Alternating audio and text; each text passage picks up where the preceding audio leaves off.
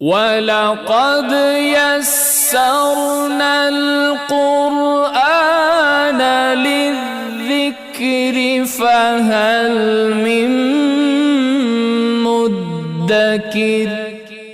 کیا گھر میں، عجیب سوال ہے، کیا گھر میں پچھواڑے سے آئیں تو نیکی ہے؟ دروازہ چھوڑ کر پچھواڑے سے گھر میں داخل ہو تو نیکی ہے؟ یہ بھی ایک سوال ہے۔ اور اسی آیہ مبارکہ کی روشنی میں قرآن کہتا ہے وَلَيْسَ الْبِرُّ بِأَن تَأْتُوا الْبُيُوتَ مِن ظُهُورِهَا وَلَكِنَّ الْبِرَّ مَنِ اتَّقَىٰ وَأْتُوا الْبُيُوتَ مِنْ أَبْوَابِهَا وَاتَّقُوا اللَّهَ لَعَلَّكُمْ تُفْلِحُونَ۔ تم اگر گھر کے پچھواڑے سے گھر میں داخل ہو تو یہ نیکی نہیں ہے۔ اللہ سے ڈرو۔ نیکی کیا ہے؟ وَلَكِنَّ الْبِرَّ مَنِ اتَّقَىٰ، جو اللہ سے ڈر گیا، نیکی یہ ہے۔ وَأْتُوا الْبُيُوتَ مِنْ أَبْوَابِهَا، یہ دروازے تمہارے بنائے اسی لیے ہیں کہ دروازوں سے داخل ہو۔ اب قضیہ کیا ہے؟ معاملہ کیا ہے؟ علامہ ابن کثیر اور دیگر مفسرین ایک بات نقل کی ہے، امام بخاری رحمۃ اللہ علیہ وہ نقل کرتے ہیں، براء بن عازب رضی اللہ تعالیٰ عنہ سے روایت کیا ہے۔ زمانہ جاہلیت میں لوگ احرام کی حالت میں، یہ ذرا توجہ سے سنیے گا، احرام باندھ لیا اور احرام باندھنے کے بعد گھر آنے کی ضرورت پڑی تو انہوں نے کہا کہ اب ہم نے دروازے سے نہیں جانا، اب ہم نے پیچھے سے دیوار پھیلا کے کھڑکی میں سے روشن دان کہیں سے جانا۔ اب ان کا یہ رواج تھا اور یہ نیکی بھی ہے۔ دوسری روایت امام ابو داؤد الطیالسی وہ اپنی مسند میں بیان کرتے ہیں، وہ کہتے ہیں کہ وہ بھی روایت انہوں نے براء بن عازب سے کی رضی اللہ تعالیٰ عنہ سے۔ وہ کہتے ہیں کہ انصار کے ہاں ایک رواج تھا، انہوں نے سفر کا ارادہ کیا، گھر سے نکل گئے، باہر گئے تو آگے نہیں گئے، راستے میں سفر کا ارادہ تبدیل ہو گیا، وہ وہیں ٹھہر گئے۔ اب چونکہ انہوں نے سفر کا ارادہ مثلا لاہور سے اسلام آباد جانا ہے،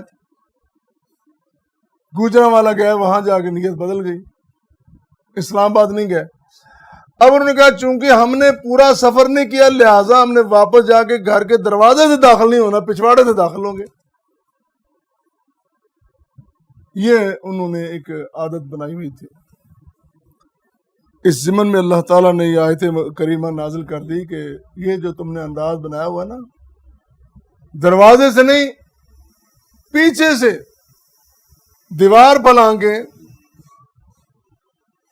کھڑکی سے کوئی بھی راستہ اختیار کر کے اندر آئے تو یہ زیادہ نیکی ہوگی۔ یہ نیکیاں نہیں ہیں۔ نیکی کیا ہے؟ نیکی اس کے لیے ہے جو اللہ سے ڈر گیا، جس کے دل میں اللہ کا خوف پیدا ہو گیا، اللہ کے رسول کی محبت پیدا ہو گئی، مخلوق خدا کی دل میں محبت پیدا ہو گئی، اور دل میں جذبہ ایثار اور جذبہ قربانی پیدا ہو گیا، وہ شخص مومن ہے اور وہ شخص نیک ہے۔ اور پھر فرمایا، امام حسن بصری نے بھی ایک روایت نقل کی ہے، ان کا بھی کہنا ہے کہ یہ زمانہ جاہلیت میں لوگ، جس طرح میں نے پہلے عرض کیا ہے، دو انداز، ایک تو تھا کہ سفر پہ نکلے، ارادہ ٹوٹ گیا، منزل پہ نہیں پہنچے، راستے سے واپس آیا، اب انہوں نے کہا دروازے سے گھر داخل نہیں ہونا۔ ایک یہ احرام باندھا ہوا ہے اور احرام کی حالت میں انہوں نے کہا دروازے سے گھر میں داخل نہیں ہونا، پچھواڑے سے کوئی بھی دیوار پھیلا کے گھر میں چلے جاؤ۔ اس وقت ہمارے اس طرح گھر تو نہیں ہوتے تھے نا، دیواریں ہوتی تھی، ایک سامنے کھڑکا لگا ہوتا تھا اور باقی دیوار اور کھلے کمرے، جس طرح دیہاتوں میں ابھی بھی وہ سسٹم موجود ہے. تو امام حسن بصری نے بھی یہی بات کی ہے کہ یہ جو انداز ہے اور پھر سمجھ لینا کہ ہم نیکی کا کام کر رہے ہیں، یہ غلط ہے. نیکی کیا ہے؟ لیس البر ان تولوا وجوہکم قبل المشرق والمغرب. جس طرح اللہ نے کہا کہ نا، اگرچہ نماز ہم نے قبلہ رخ ہو کے پڑھنی ہے، اس میں کوئی دوسری رائے نہیں ہے، لیکن صرف اتنی بات کہ یہ نیکی کر لی، یہ ایک بڑی لمبی بحث ہے، میں اس پہ گفتگو کر چکا ہوں. یہ بات کیوں کہی گئی؟